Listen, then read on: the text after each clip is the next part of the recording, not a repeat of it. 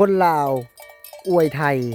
หาว่าลืมชาติคนลาวชื่นชมไทยหาว่าขายชาติสวัสดีและสบายดีทั้งพ่อแม่พี่น้องฝั่งลาวฝั่งไทยนะวันนี้ก็มาพบมาพ่อพับบ่าวยอดเช่นเก่าเช่นเคยพี่น้องถือว่าวันนี้บ่าวยอดมีเรื่องราวจะมานำเสนอให้พ่อแม่พี่น้องได้รับชมและรับฟังกันเป็นเรื่องราวชีวิตเนาะของบ่าวยอดที่ไปทำงานในประเทศไทยพี่น้องแล้วบ่าวยอดได้รีวิวเนาะความสวยงามของประเทศไทยและถนนหนทางในประเทศไทยหาว่าบ่าวยอดลืมชาติบ่าวยอดบ้านนอกเนาะบ่าวยอดบ่เจริญเนาะนี่คือแนวคิดที่มีความอคติกับประเทศไทยบัดและบ่าวยอดก็จะถ่ายภาพบรรยากาศที่บ่าวยอดได้เห็นอยู่ในฝั่งสปปลาวเนาะในเมืองเกิดของบ่าวยอดพี่น้องตื่นมาเนาะมีแต่ฝูงวัวฝูงควายแบบนี้พี่น้องบ่ได้มีตึกสูงบ่ได้มีถนนดีบ่ได้มีถนนลาดยางถนนดินแดงเนาะบ้านบ่าวยอดเว้าได้เลยและภาพบรรยากาศแบบนี้เนาะนี่คือความเป็นเอกลักษณ์เนาะของบ้านบ่าวยอดถามาเนี่ยเพื่ออยากมาถ่ายคลิปหรือว่ามาถ่ายรูปเนาะก็จะได้เห็นได้ทั่วไปพื้นที่แบบนี้อยู่ที่บ้านบ่าวยอดเนาะซึ่งว่าบ่าวยอดไปแล้วบ่าวยอดตื่นเต้นเนาะแล้วก็หลายๆคนที่เพิ่นตื่นเต้นก็เป็นเพราะบ่เคยเห็นเนาะเป็นเนาะบ่ได้แม่นว่าลืมชาติเนาะบ่ได้แม่นว่าขายชาติเนาะแต่ว่าเป็นความรู้สึกที่มันอัดอั้นเนาะอยู่ในใจบ่าวยอดเพราะว่าเฮาอยู่บ้านนอกบ่าวยอดยอมรับว่าบ่าวยอดเป็นคนบ้านนอกเนาะไปทำมาหากินในประเทศไทยอยู่ในเมืองใหญ่อยู่ในเมืองเจริญพี่น้องมีความแตกต่างมีความล้ำหน้าล้ำสมัยบ่าวยอดยอมรับจนเบิดเนาะว่าบ้านบ่าวยอดนะสู้บ่ได้บ้านบ่าวยอดบ่ได้มีไฟแสงสีเสียงขนาดนั้นเนาะมีแต่ฝูงวัวฝูงควายพี่น้องอยู่ตามธรรมชาติอยู่ตามชนบทบ่าวยอดก็จะเล่าในมุมมองของบ่าวยอดที่ได้เห็นเนาะนี่พี่น้องคือมีฝูงวัวฝูงควายกินหญ้าแบบนี้เนาะพื้นที่ตรงนี้เนาะพี่น้องพื้นที่ทำการเกษตรพื้นที่ที่แบบว่า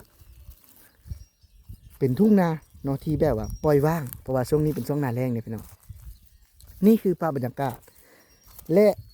การที่บ่าวยอดหรือว่าหลายๆคนอวยไทยบ่ได้แม่นว่าขายชาติบ่ได้แม่นว่าลืมชาติ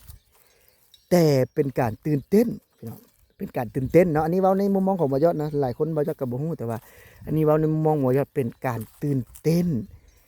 เป็นแบบว่าแนวคิดของคนบ้านนอกอะพี่น้องเข้าในเมืองเนาะเห็นในความล้ำหน้าเห็นในความพัฒนาของถนนไทยพี่น้องบ่มีหลุมบ่มีบ่อเนาะมันก็ตื่นเต้นอันนี้ก็เป็นส่วนหนึ่งเนาะที่บ่าวยอดได้เห็นอยู่ในบ้านเกิดของบ่าวยอดเนาะพี่น้องเนาะนี่คือจริงๆเนาะเป็นชีวิตการเป็นอยู่เนาะ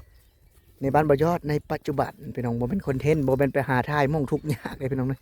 นี่คือบ้านเกิดของบ่าวยอดและหลายคนก็ถามว่าโอ้บ้านเกิดของบ่าวยอดก็มีใครล่ะมีบ้านหลังใหญ่เนาะมีบ้านหลังใหญ่แบบว่าเพิ่นพัฒนาแล้วเด้เพิ่นเป็นหมู่บ้านที่พัฒนาแล้วหลายคนก็ว่าบ้านบ่าวยอดแบบนี้เนาะแต่ว่าคือบ่าวยอดเว้าแหละเนาะบ้านบ่าวยอดหลังใหญ่ก็จริงเนาะในหมู่บ้านบ่าวยอดนะแต่ว่าก็เป็นเงินจากประเทศไทยเด้อพี่น้องเด้อเป็นเงินจากประเทศไทยเนาะก็เป็นอีกหนึ่งเรื่องราวที่แบบว่ามันเฮาเห็นเนาะเห็นในความเจริญความพัฒนาแน่นอนว่าอดชื่นชมบ่ได้พี่น้องบ่าวยอดเว้าได้เลยว่าอดชื่นชมบ่ได้เนาะก็ยังคือบ่าวยอดถ่ายเนาะก็เป็นทุ่งนาที่อยู่ในชนบทของสปปลาวเนาะพี่น้องเนาะเป็นพื้นที่ที่ปล่อยว่างแต่ถ้าหากว่าคือพื้นที่ตรงนี้เนาะบ่ได้แม่นจะอยู่ในกรุงเทพเลยพี่น้องเนาะพื้นที่ตรงนี้เนาะอยู่ในฝั่งประเทศไทยนี่คือจะมีรายได้มหาศาลมากๆพี่น้องด้านทางด้านแนวคิดนำเนาะคือแนวคิดทางของคนลาวกับคนไทยมันก็ค่อนข้างที่จะแตกต่างกันอยู่แล้วพี่น้องบ่แม่นแต่ว่าโอ้ความเจริญนะพี่น้องเด้ทางคือแนวคิดแบบนี้นะพี่น้องคือพื้นที่ตรงนี้เนาะสมมุติว่าคือพื้นที่ตรงนี้เพิ่นก็จะบ่แม่นทำนาในฤดูเดียวเพิ่นก็จะทำคลองหรือว่า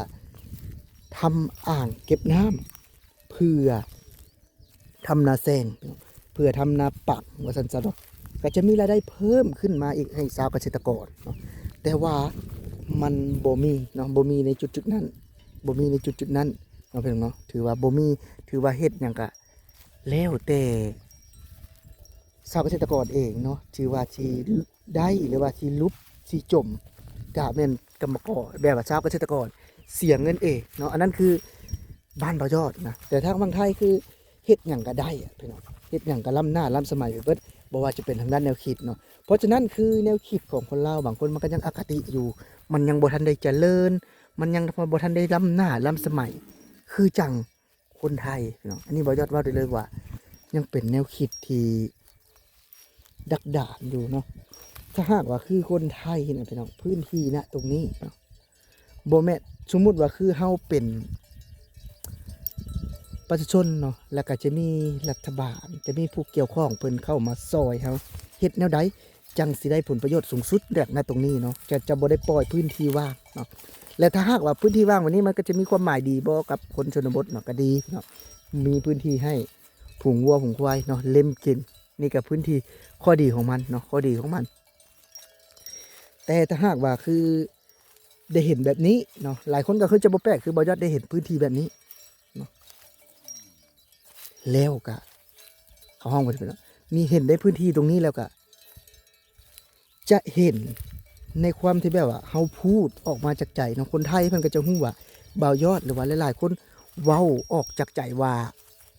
การที่เฮาไปอยู่เมืองใหญ่หรือว่าการไปเห็นความเจริญศรีวิไลบ่ได้แปลกที่จะเว้าเอาความบ้านนอกของเฮานี่นะพี่น้องมาถ่ายทอดให้พี่ให้น้องได้เบิ่งว่าเฮามาจากพื้นที่ตรงนี้เนาะเฮาบ่ได้ลืมกำพืชนั่นแหละคือการแสดงว่าเฮาบ่ได้ลืมชาติเนาะเฮาบ่ได้ลืมกำพืชบ่ได้อวยไทยแต่ว่าไทยเฮ็ดให้เฮาชื่นชมอย่างฝรั่งต่างชาติเนาะเพิ่นมาเที่ยวไทยเพิ่นก็ยังชมไทยเด้ไทยมาเที่ยวลาวชมลาวบ่ถ้าหากว่าคือประเทศลาวเนาะปฏิบัติกับนักท่องเที่ยวดีแน่นอนว่าเพิ่นชื่นชมแน่นอนเพิ่นบ่ได้ว่าโอ้ดีก็ว่าบ่ดีเนาะถ้าหากว่าบ่ดีเพิ่นก็จะว่าบ่ดีนั่นแหละคือการที่เฮาเฮ็ดแสดงเห็นว่าเฮ็ดให้นักท่องเที่ยวแบบว่าคอมเพลนเฮาน่ะเขาฮ้องว่าเฮาเอาสิ่งที่บ่ดีมาบริการเนาะแต่ถ้าหากว่าเฮ็ดดีนี่มันดีแน่นอนแล้วพี่น้องนะเนาะนี่คือภาพบรรยากาศเนาะภาพบรรยากาศที่อยู่ในต่างจังหวัดที่แบบว่าบ่ได้สร้างเรื่องขึ้นเนาะที่มีอยู่จริงแล้วก็เห็นได้ทั่วไปเนาะพี่น้องเนาะก็สำหรับผู้ใดที่เข้ามาเบิ่งคลิปนี้พี่น้อง